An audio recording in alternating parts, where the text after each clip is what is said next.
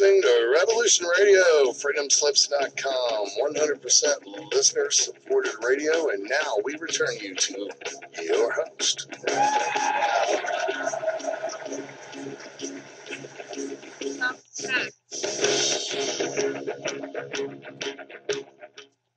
Welcome back to the second hour of the Dr. Rima Truth Reports. I'm Rima E. Labo, MD, Medical Director of the Natural Solutions Foundation. My co-host, Ralph Fusatola, JD, who is trustee and counsel to the Natural Solutions Foundation, is with us talking with our fascinating guest, Clint Richardson. Before we return to Clint Richardson, who has just told us that taxes are even more of a fraud than you thought they were, and who has told us that corporations and governments are even more inextricably linked than you thought they were. Before we do that, we're going to tell you about how you can get non-corporate coffee, how you can get the products that you need to keep yourself healthy, to feed your body and feed your experiences. And the way to do that is to visit the Natural Solutions Foundation Marketplace. That's nsfmarketplace.com. And if you're looking particularly for what I call the holy grail of natural medicine, CBD hemp oil, does not make you high, does make you well in many, many ways, then you need to go to the hemp oil shop that we've set up specifically to put your health in your hands. Look, between silver sol, the universal antibiotic, antimicrobial, and CBD hemp oil, it's my contention, having practiced drug-free natural medicine for almost 45 years, that 95% of the drugs which are sold in the United States, Canada, the UK, are unnecessary. Of course, you can't get CBD hemp oil legally in Canada yet. You will be able to in a few months.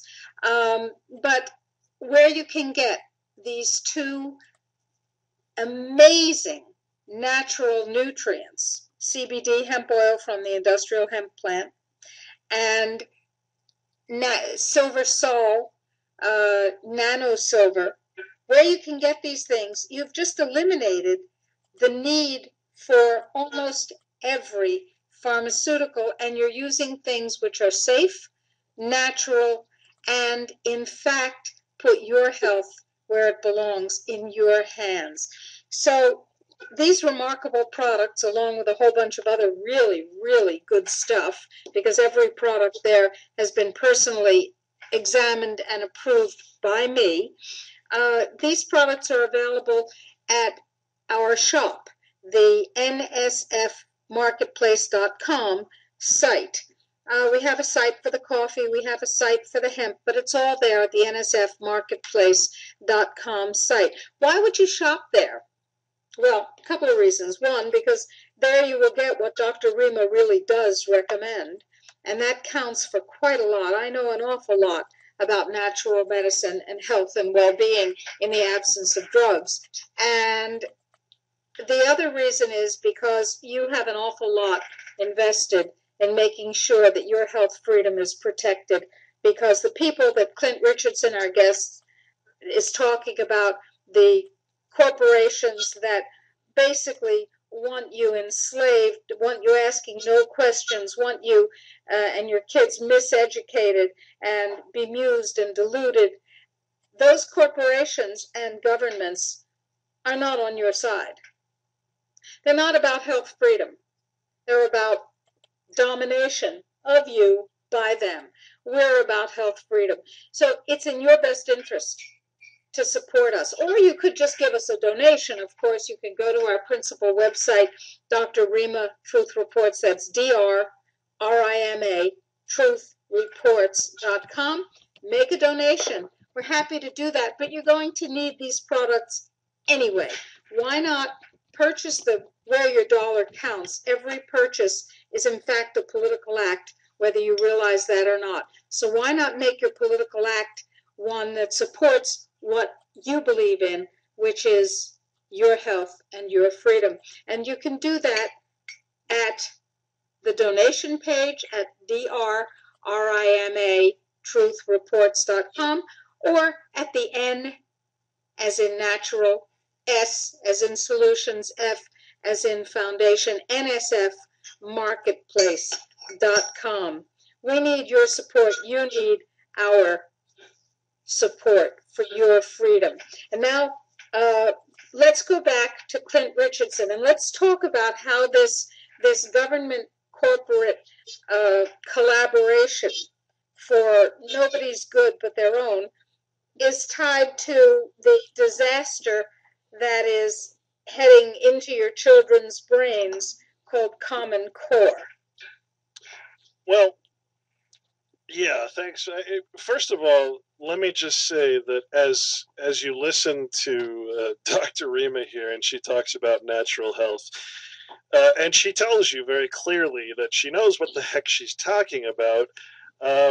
You know, this is why I have an air of confidence when I'm talking about that particular subject, because that's what I've been studying for the last, well, since I met Walter Burien 5 years ago. This is what I've been primarily studying and understanding. And so the confidence that you hear in my voice is strictly because everything I'm saying is verifiable. In other words, I'm not just speaking off the hump and making an estimation or a guess. I mean, literally, this is something that everybody can, and I've certainly written dozens of articles about the CAFR and understanding government investments and everything else. In fact, I was going to suggest, Ralph, that maybe you do a little experiment, since we're talking about GMO foods. Just pull up the 2013 report that I sent you in CalPERS, and go to the equity section, the U.S. equity, because of course it's talking about internationally too. All the companies in China that we're all worried about are all U.S. owned corporations. So a lot of the debt that comes from China that we say China owns is actually coming from U.S. corporations. It's very important to understand. Oh, that's interesting. So just go and look for, say, Monsanto. And if you've got a PDF reader that you can search, then you can just search for Monsanto. Go and look and see how much stock this particular single government owns in Monsanto stock, and it'll give you an idea of how important it is to understand that what is happening, that the governance aspect, because they're a major shareholder, they have shareholder votes in that company. So that's all. I mean, it's just a matter of verifying what I've said, and that report alone will just blow your mind when you. Let me say something. I'm sorry, Ralph. Go ahead. I've pulled it up on the screen. It's the annual investment report, fiscal year ending June 30th, 2013. I'm going to see if I can search it. Control, find. No, I don't. How do we search it? Oh, here it is. Yes, it is. Monsanto. Okay. Summary of investments. Monsanto, 1,714,000 in one column, and the third column over 169,412. What is that column? So the first column is the number of shares, and the third column is the market value of those shares. $169 million worth of Monsanto shares is owned by various governments. Very, very interesting, folks. Yeah, so that's just one report. You know, there's the other big reports are the California Teachers Report, the New York holdings, the Florida, the Texas. You know, they've all got these huge pension holdings, and so there again, what would you say? 1,714,000 shares. Those are corporate ownership shares of Monsanto. What we often hear, which is a very much a fallacy, is that corporations own government. Well, the fact is, government doesn't have stock. So you cannot own a government. A government is basically a body politic. It's a way to extract the power and the voice of the people and use it thusly. So the fact is that all of these banks and bankers and everything else, George Soros and what's his name from, like I said, Bill Gates, they're not the owners of these corporations. Government is.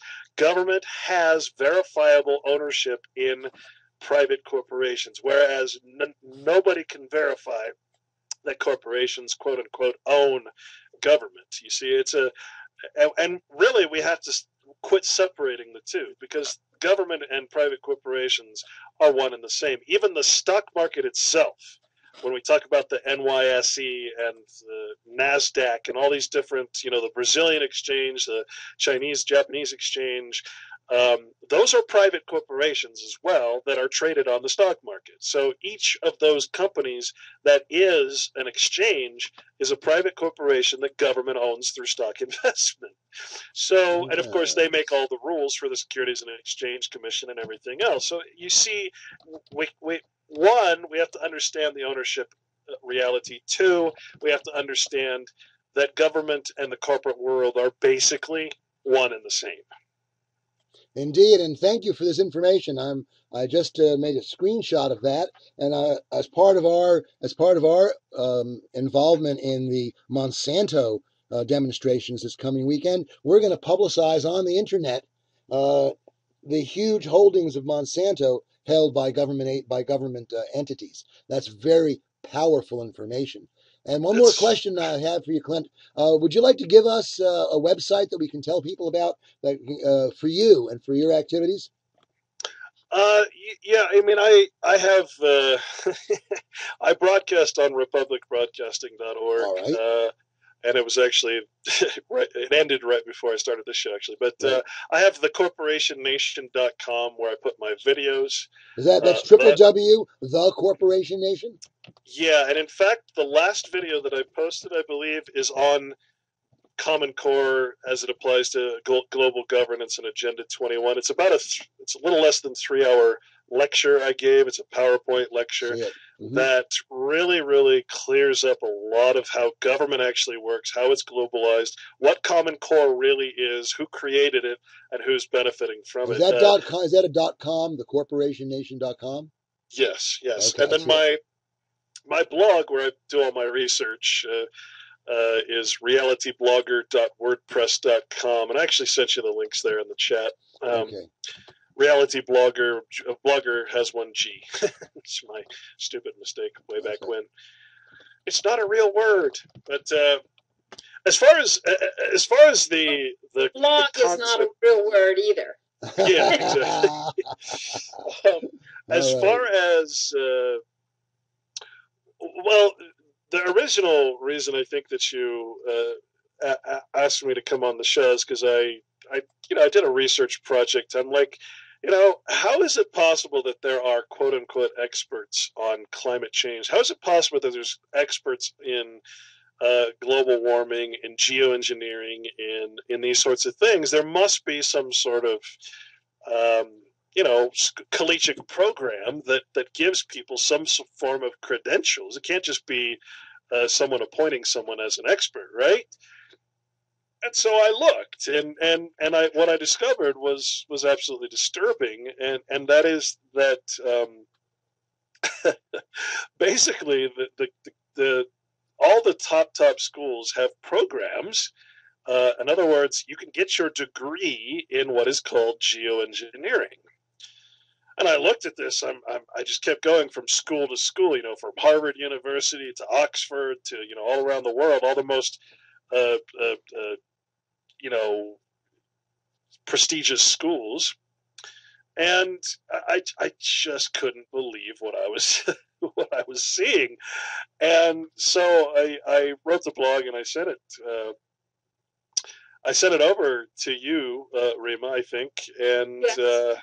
So we kind of hooked up on this way. But it's an incredible thing to realize that this geoengineering thing has been going on for so long. But then two, that it's completely interconnected with the geological courses in school. In other words, to say that to put a description on what geoengineering is in the academic world, it is a complete alteration of the environment, or complete control of the environment from land, water, air, the sea.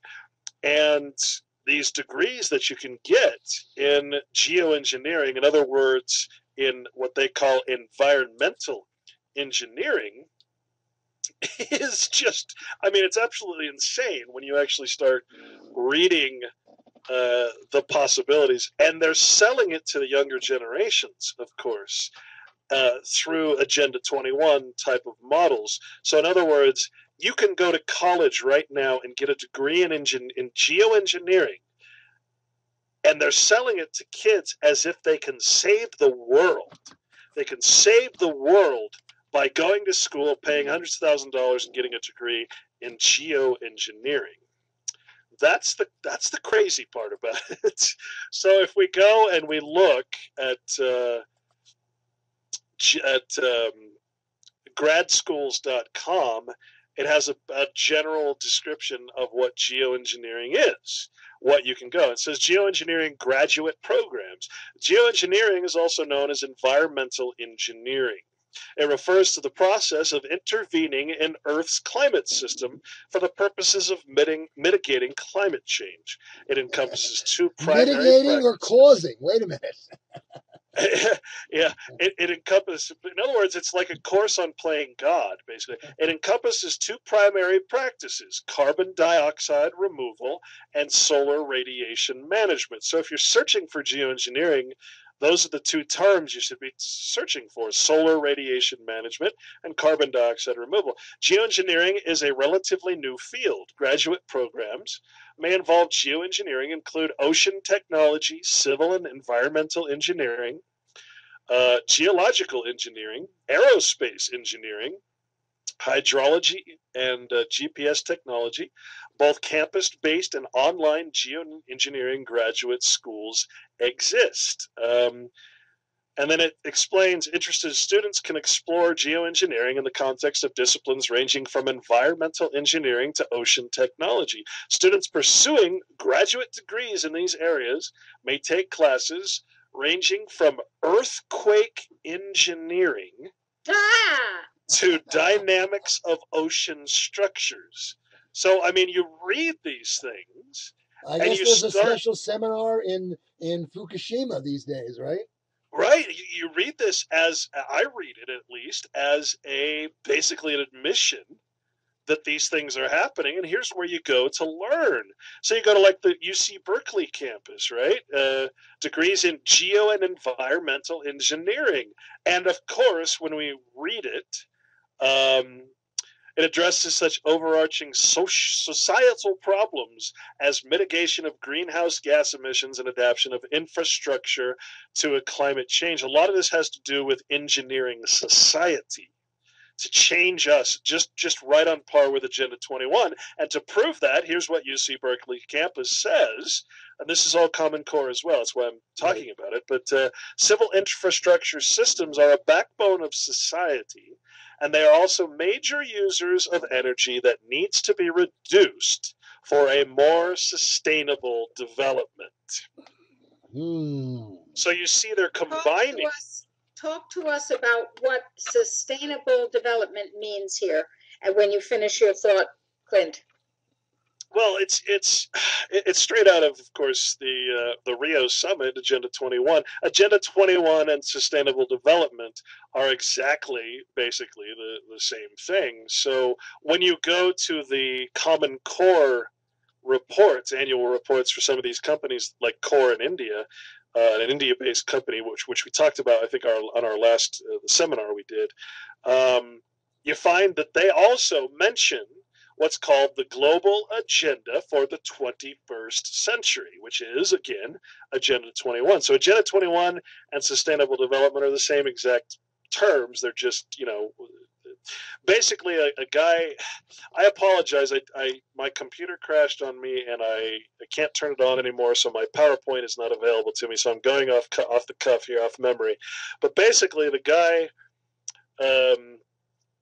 that was in charge of like a think tank, basically, to create new names, they said, well, we cannot very well tell the people in the local governments that we're going to, bring the world city by city, county by county, state by state into global governance, into Agenda 21 or sustainable development. So we're going to call it something else, like smart growth smart meters, this type of what we call call it a Babylonian name change, basically. And so you've got this entire global structure being implemented on the local level, and that's really what Common Core is. Now, I sent you a link to my, well, I think, like I said, it's the last video I posted on the corporationnation.com. It's my lecture that I did here in Utah, and so it's Utah, Salt Lake City centric, but it's the same with every city, basically, where you see the sustainable development process happening, and it's happening quick, and you can see the changes happening in the city. But they also have the green websites and all the sustainable development stuff it's right out in the open, and they talk about it and they plan on it, and it's crazy. And what's really crazy is that this sustainability requires the premature deaths of 90% of the human race. We think that true sustainability does not require genocide. And we really got to make that clear to the powers that be, that we're not buying their game. Just take a drive through the United States, and you'll see there's no such thing as overpopulation. Now, there is a drain on the available resources, but that's because those resources are, again, controlled by the structure we talked about in the first hour. So making things unavailable to people is very profitable. It drives up the price. You want to drive up the price of gold, convince people that it's very valuable, and drive up the price, right? I mean, make it artificially scarce, as Cecil Rhodes, talked about with the diamond industry. Oh, yeah. Right. I mean, the way that we make money is to pretend that there's a scarcity, an artificial scarcity. So that's how do you do that? Well, first of all, you take over government, then you take over the entire corporate structure of the world, and people have no idea it's happening. Let's go over to Columbia University, all right? Masters of Science in Earth Resources Engineering, MSERE. It says operating companies engaged in mineral processing ventures, the environmental industry, environmental groups for city, state, federal agencies responsible for the environment. And then it goes on to say sustainable development and environmental quality has become a top priority of industry and government in the U.S. and many other nations. So you see what's happening is they're combining Common Core, they're combining Sustainable Development, United Nations Agenda 21, and they're combining climate change, quote unquote, and climate engineering and environmental engineering all into one big cluster. You know the word. So a complementary degree, a Master of Arts in Climate and Society. Doesn't that sound like horrible? As far as the Orwellian or Huxleyan type of thing. I mean, it goes. This article I'm reading is called "Degrees in Geo-Engineering and Sustainable Development." Well, one thing I want to really draw people's attention to before we go into the the Common Core thing, real quick, is the last thing on this that I found. I was just pretty much shocked when I really read it. It's called, and you can verify this for yourself, of course. It's called the Washington. So it's Washington D.C. It's Washington Geo-Engineering Consortium. The Washington Geo-Engineering Consortium is a collaboration between a set of academics from Johns Hopkins University and American University in Washington, D.C. By the way, universities are also a very large source of income from taxpayers and another huge investment tool. So universities are very much used by government to do most of the evil things that we talk about, including all the vaccines and everything else, geoengineering. So it makes sense, of course, that the geoengineering is going to happen in the university system, another major investment hub for government. What I find very interesting is that technological change continues to make those structures less and less viable. Talking about sustainability, the universities were created as creatures of the the city corporations in the toward the end or the middle of the high point of the Middle Ages. So we have the university in Siena and the university in Bologna. These were all government-sponsored schools, and that structure of bringing people, scholars and students together in the centers of political power and indoctrinating them in an environment which, is sometimes really beautiful and just wonderful. Living in Princeton, for example, we here in New Jersey understand, Yeah. what it's like to be in that sort of environment. It works very well to indoctrinate generation after generation of operatives for the system of control. Sure. These operatives, of course, will find that their own children are increasingly autistic, and their own freedoms are increasingly restricted. But perhaps they don't have the imagination to realize that they are the instruments of their own undoing, if you will. Well, and the other aspect to that is that the original intent, if you will, of the concept of incorporation is to be a publicly indoctrinated, a publicly beneficial structure that benefits the people. Right, that was the original intent of corporations. But see now, no, the original intent was the king, literally the king of England in this case, would grant monopoly privileges to bodies of people, artificial persons. It was a way to restrict people's economic liberty by favoring the cronies. In natural liberty, we all have the right to form whatever economic associations we choose to form, and no one has the right to stop us. There is no such thing as corporation in a free society, only in a state society. No, of course not. But back in the Roman times, when the concept of corporation was really, an artificial veil of clothing, is basically the way they described it. Right, the technical purpose of it was no different than a government, which was to benefit the people. Basically, it was a way to. Obviously, we know better, but the true intent of the concept of corporation was not to make shareholders money. It was to allow, for instance, America could never have grown the way it has if it wasn't a corporation. That's what a government is a corporation. So it's no, there's a big difference though. Private enterprise is exists for the purpose of voluntarily meeting human needs. Well, I'm here to tell you that there is no difference between the private and public sector other than calling it private and public, course. having different rules, basically. Other than that, but that's all part of the fiction. It's part of the corporate fiction. In a free society, there's no such thing. We really have the battle here between Hegel and Mises, where we have Hegel saying that the only actors in history are the collectives. Individuals don't matter. The only actors that matter are these collectives, what I would consider legal fictions, countries, classes, corporations, and there are these laws of history that determine how these collectives behave. Well, that segues perfectly. That's Hegel, but there is an opposing viewpoint based on individual subjective value, and that's the viewpoint that Mises and the other praxeologists came up with in that extraordinary period in Vienna between the wars. I've been reading a number of very interesting books on Vienna between the wars. There's and it seems to be a period of time in which a lot of ferment and thought. Freud. Some of Dr. Rima's favorite people, like Sigmund Freud, I'm sure.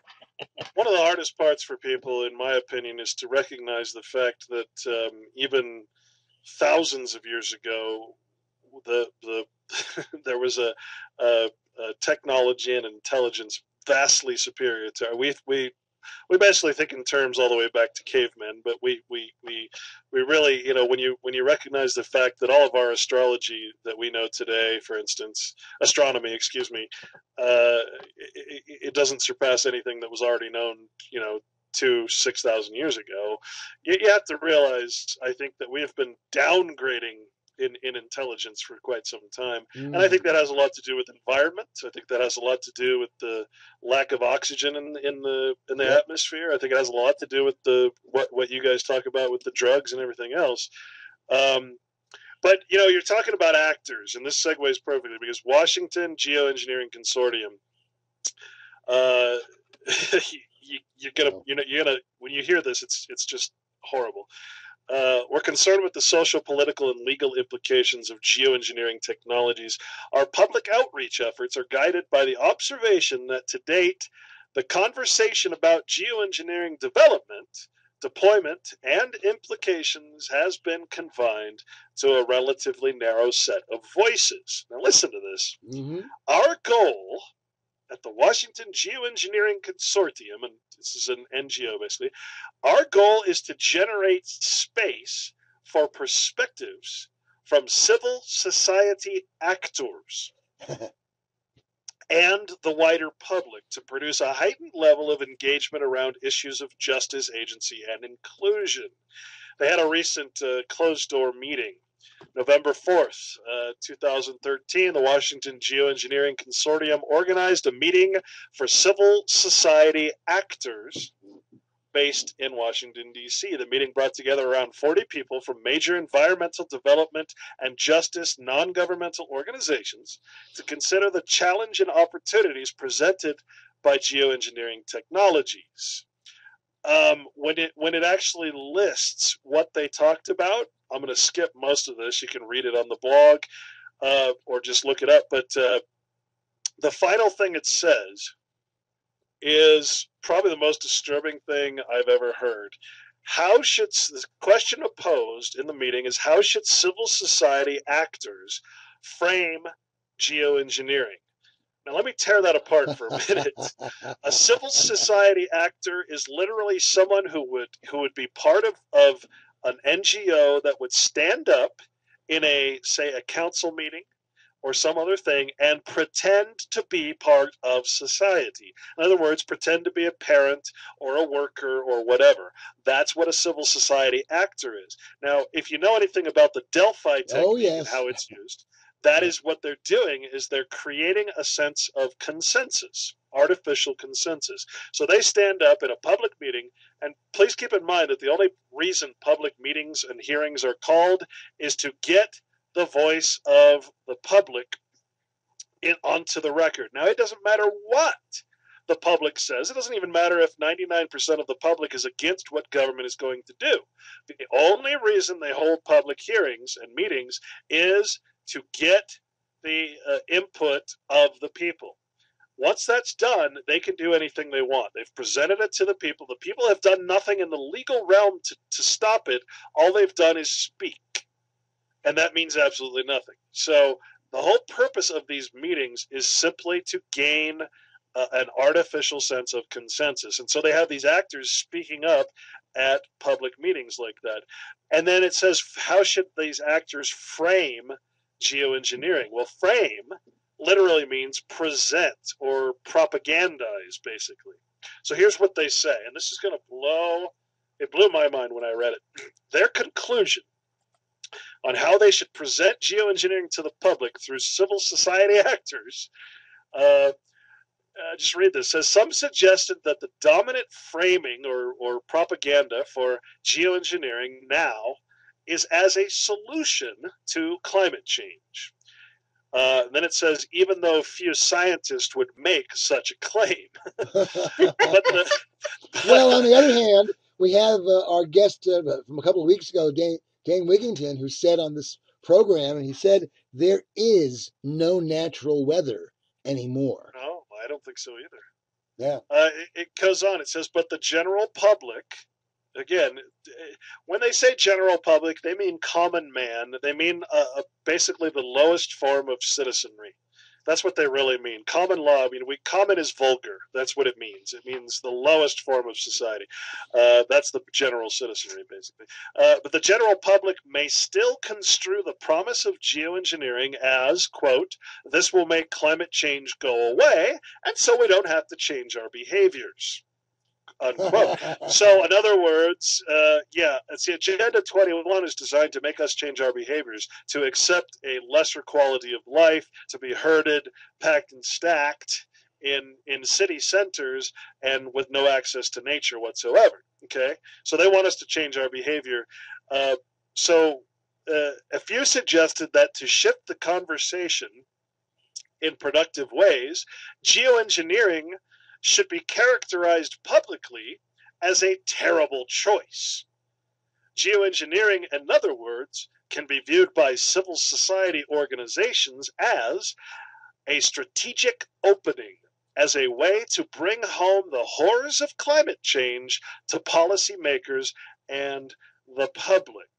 So you see, we've suggested, of course, lots of people have suggested before that climate change, everything from terrorists to climate change to aliens are going to be used as written in government think tanks to alter the opinions and make strategic openings for policymakers, basically, to change society through a constant external threat.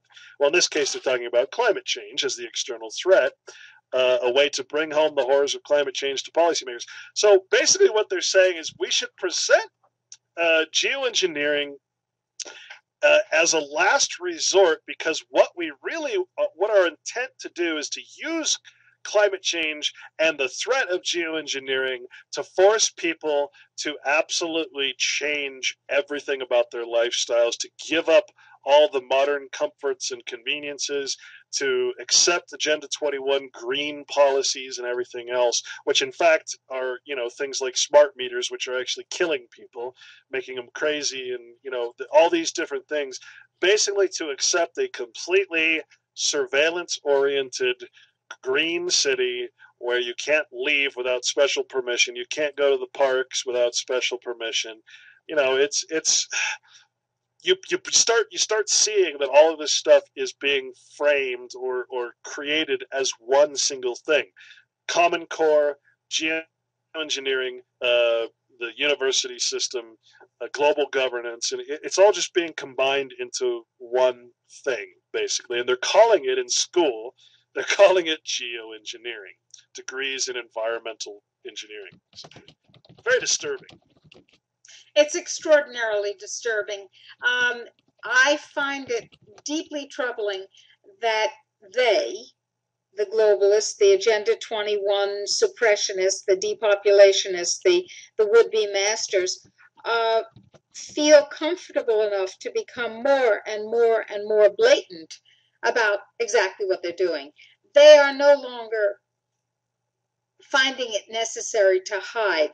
To engage in subterfuge, yes, but to be quite frank about the subterfuge that they're engaging in, because it's as if they expect no one to understand in an effective way what it is that they're doing. Yeah, and I really want to get it across, very, very important, that they are selling this in a very brilliant way, because they're convincing, like I said, the younger generations that they can literally solve all the world's problems through geoengineering. They can literally save the mankind and save the quote unquote Earth by this thing. Like the mission of the Department of Civil and Environmental Engineering, or CEE,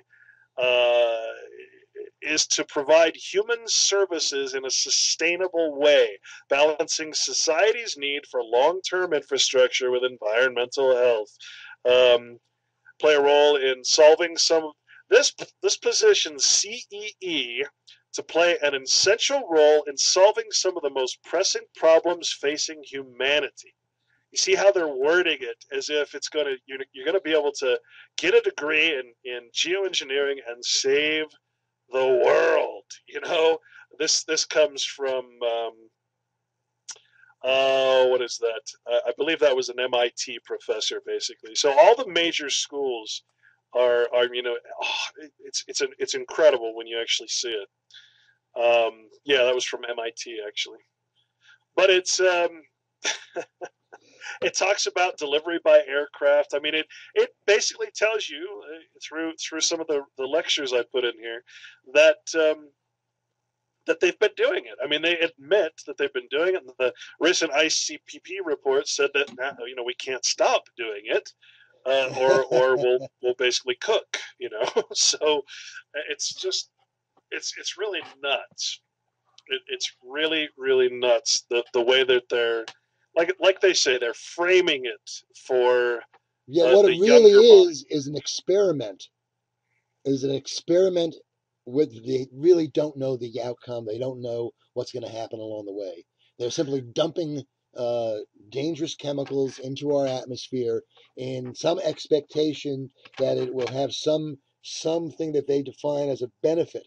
Not a benefit to us, by the way, because if it were a benefit to us, the politicians would be trumpeting this great program that is going to save the world. So if it's if it's not that, then what is it? What do they really? What do Well, they think they're yeah, doing?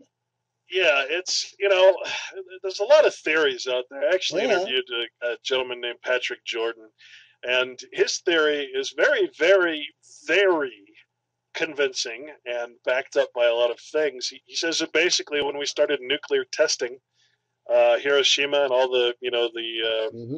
Trinity project, that we Right. basically burned off the atmosphere, and he showed actually where they were making bets on what it was going to do. That one of the bets was that they were going to fry the entirety of New Mexico when they did the Trinity Right. project. The other bet was that they were going to fry the atmosphere, and the notion that he has, and it's backed up by a lot of evidence, is that we fried the atmosphere, and we've been geoengineering ever since. I mean, I've got records that we've been doing it since 1946 at least. From public notices in the newspapers. So At at that point, it was called cloud seeding, for instance. yeah, And I absolutely. seem to remember when I was growing up back in in the middle of the last century, they always told us that the atmosphere was 20% oxygen. And in recent years, I've been hearing much lower percentages, as It though it had was always in been. in older times.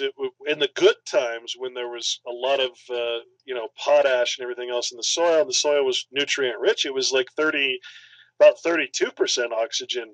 It's been the one guy, I can't remember his name, but he says we basically have a hole in our atmosphere that is leaking oxygen like a broken tire, punctured tire, excuse me, and we're down to like 21% in this particular time period. The interesting thing about that to me, I interviewed Ed McCabe, Yeah. Which I highly recommend, by the way, Mr. Oxygen. Yeah. MrOxygen.com or whatever. I mean, he promotes oxygen as basically the cure for just about every anaerobic disease, and almost all diseases, pathogens, viruses, and everything else are anaerobic. I mean, he said he was, you can't use the word cure, but I mean, oxygen is basically the cure-all for everything. I mean, they recently announced that plague is cured by oxygen, nothing but oxygen, because it's anaerobic. So they're very interesting stuff. I really recommend you contact him, and he's a wonderful interview. Perhaps you'll give us his contact details so that we can have the pleasure of interviewing him. Absolutely. Sounds like Yeah, put it on Skype, please. fellow. Yeah. Let me read you. Yeah, I will do that. Let me read By you the way, one we have last thing. about 10 minutes before the end of the program. Oh, God, it goes quick, doesn't it? Oh, it's and you don't even have commercials like I do. It's horrible. The University of Oxford. This is from the University of Oxford. It's actually the Oxford Geo-Engineering program was founded in 2010 as an initiative of the Oxford Martin School of the University of Oxford. It says about us, it says geoengineering, the deliberate large-scale intervention in the Earth's natural systems to counteract climate change, is a contentious subject, and rightly so. It goes on to say, the University of Oxford is involved in 3 major projects on geoengineering funded by the UK Research Councils. It says they are the integrated assessment of geoengineering proposals, in partnership with University of Leeds, Cardiff, University Lancaster, Bristol, East Anglia, excuse me, and a couple others. UK Met Office, stratospheric particle injection for climate engineering, otherwise known as SPICE, in partnership with the Chemtrailing? University of Bristol and Cambridge University, and finally, Climate Geoengineering Governance, or CGG, a project with again other universities examining the governance and ethics of geoengineering. So you see, if you go into a geoengineering career, there's all kinds of aspects to this. I mean, it's not just about spraying the skies; it's about monitoring the content of particles. It's about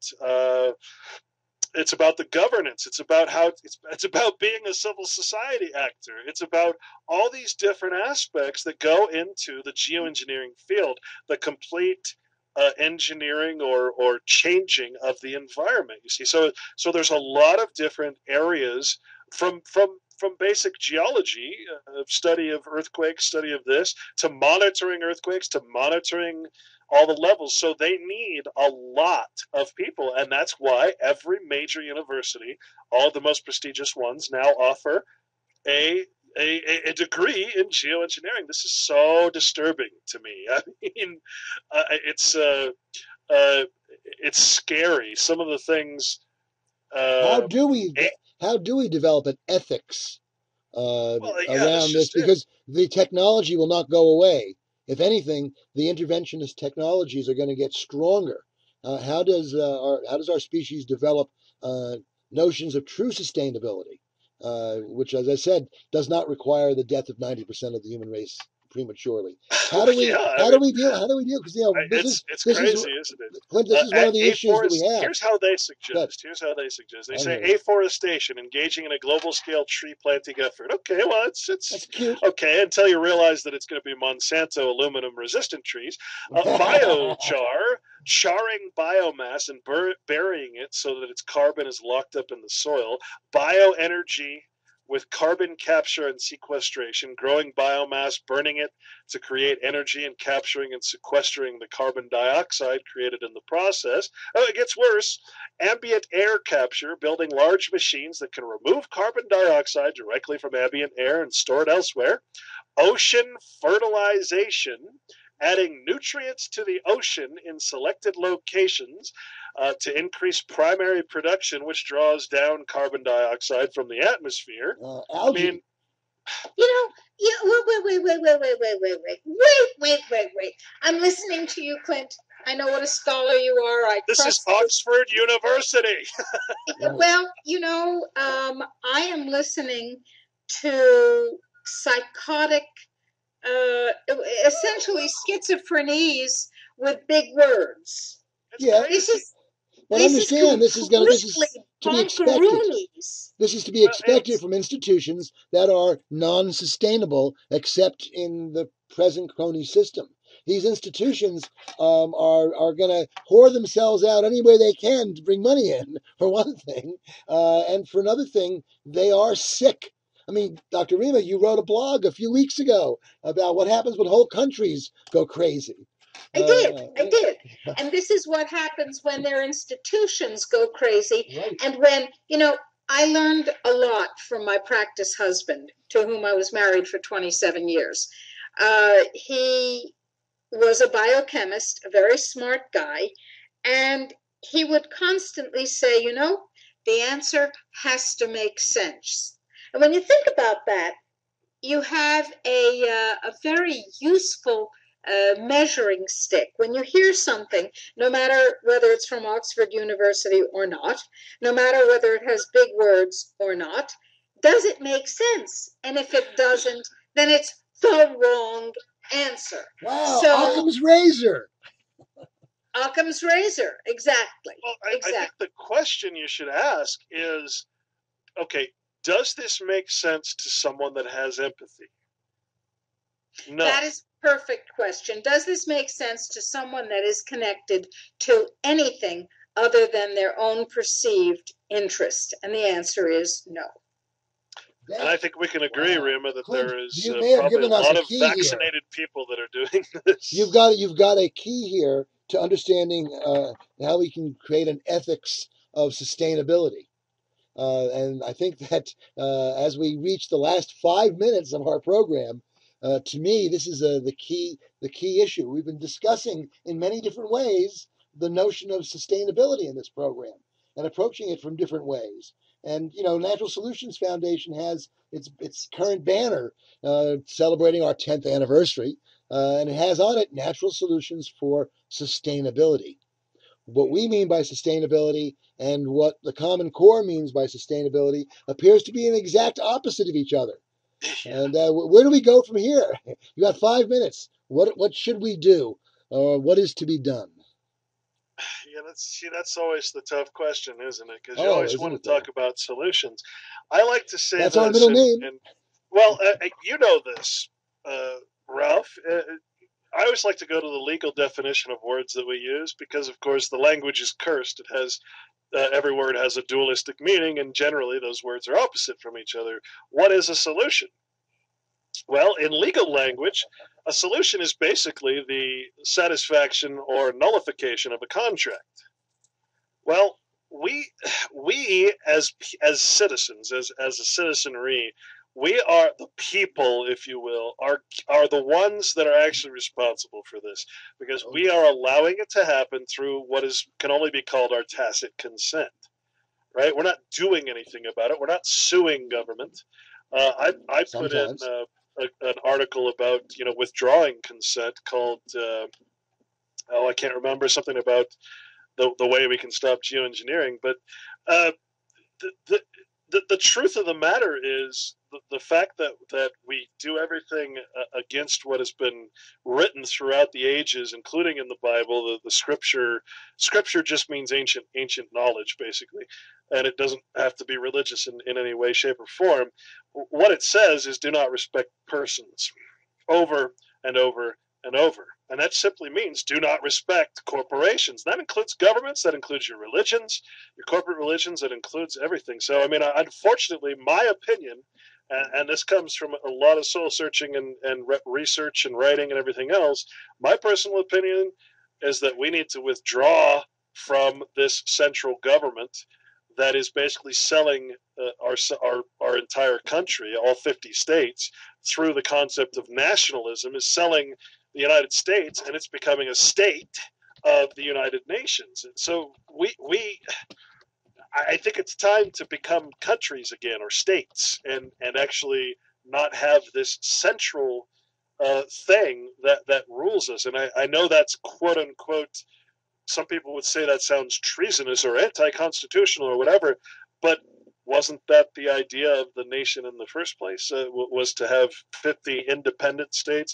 In other words, if the president calls up the army, shouldn't it be the governor's choice whether or not to send all the soldiers from his state to an absolute undeclared illegal occupation of some country?